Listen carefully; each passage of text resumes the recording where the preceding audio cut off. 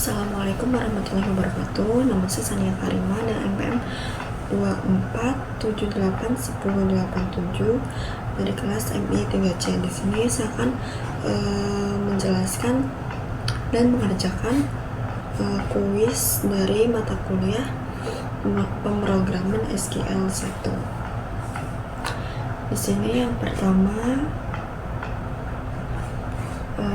kita akan buat database-nya terlebih dahulu. Misal kita menggunakan database kampus ya namanya. Lalu oke. Nah, di sini kita masuk ke query-nya. Database kampus ini kita new query. Nah, selanjutnya di sini sebenarnya nggak diketik juga nggak apa-apa, tapi di sini saya ketik lagi create database kampus, lalu use kampus,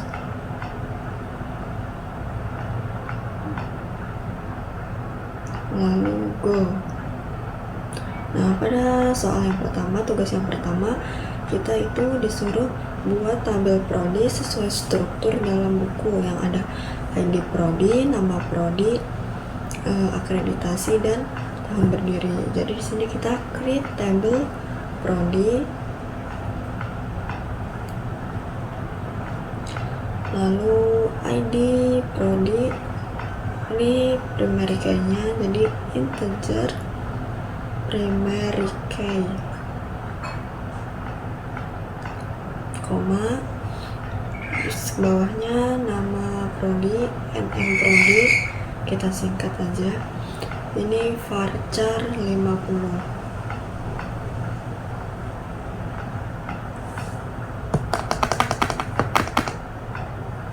Lalu akreditasi varchar 5 aja. Lalu yang terakhir itu tahun berdiri, ini integer. Ini kita rapihkan terlebih dahulu.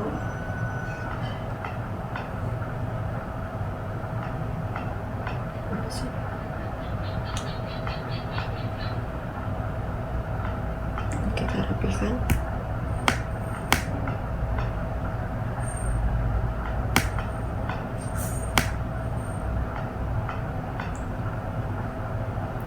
Lalu untuk mengecek apakah tabelnya sudah jadi, kita bisa select from prodi,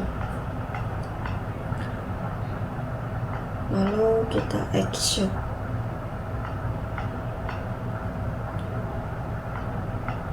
Nah, ini sudah jadi, sudah ada 4 kolom di sini ya, berarti sudah berhasil.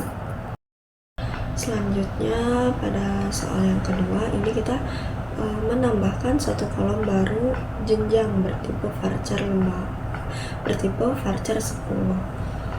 pada tabel prodi. Jadi di sini kita menggunakan alter table prodi add jenjang varchar 10.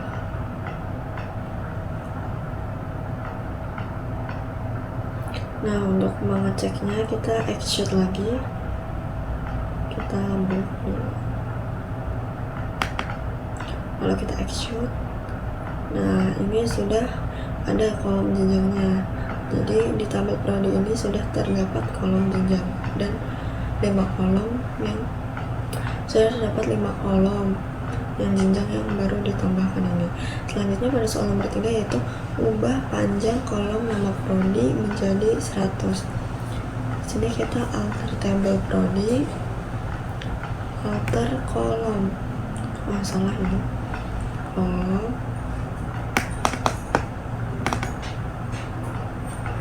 nama prodi varchar 100.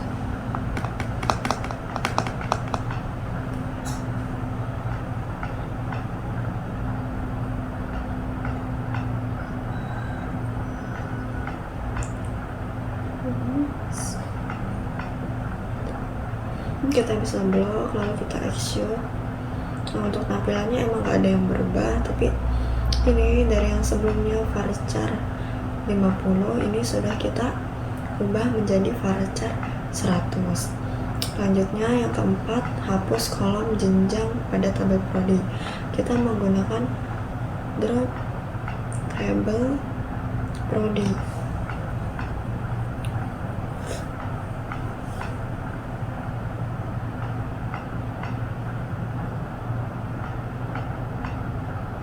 Salah, maaf, bukan drop table.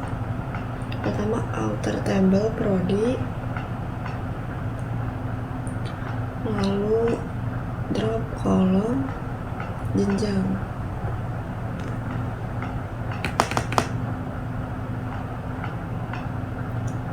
Kita execute lagi. Nah, ini kolom jenjangnya sudah hilang. Jadi di tabel prodi hanya memiliki 4 kolom saja. Selanjutnya pada soal yang kelima maksudnya, memasukkan 3 record ke tabel status akademik. Berarti di sini kita membuat tabel status akademiknya terlebih dahulu. Kita create table status akademik. Untuk ininya kita ID status saka ini sebagai integer dan primary key nya, jadi integer primary key, koma, lalu nama status saka, ini varchar 50 kita gunakan. Ada yang salah, kita rapihkan. Ada yang salah, oh ini harusnya koma.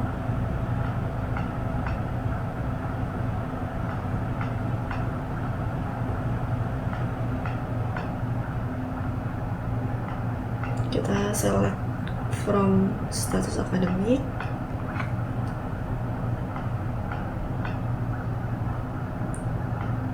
kita execute.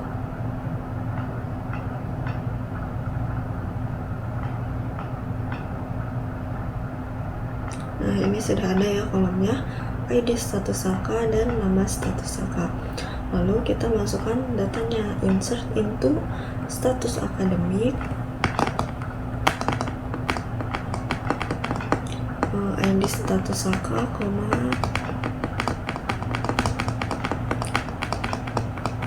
nama status saka.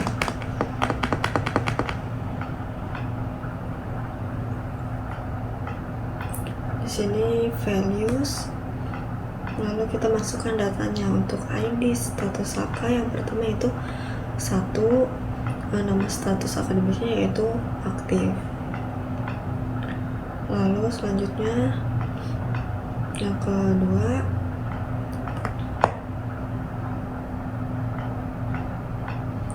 ID status sakanya 2, untuk nama status sakanya yaitu tidak aktif. Untuk yang ketiga, ID-nya 3, nama status sakanya lulus. Nah, di sini kita sudah menambahkan 3 data ke tabel status akademik. Kita bisa lihat hasilnya, kita select, execute. Nah, ini datanya sudah masuk ya. Selanjutnya soal yang ke-6, perbarui nama status saka pada ID status saka kedua menjadi cuti. Berarti di sini kita update status akademik,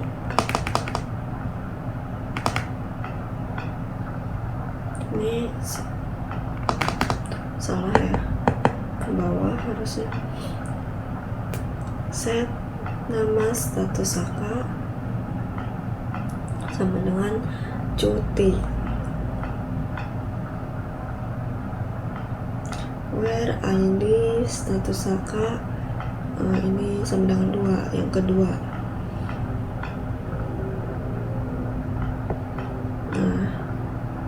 Ini bisa kita langsung select.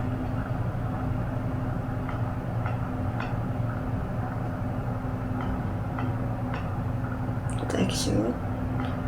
Nah, ini pada kolom nama status Saka pada yang kedua ini sudah menjadi cuti, berarti kita sudah berhasil mengubahnya. Selanjutnya pada soal yang ketujuh, yaitu hapus data dengan ID status Saka 3. Berarti kita di sini delete ya. Delete from status academic.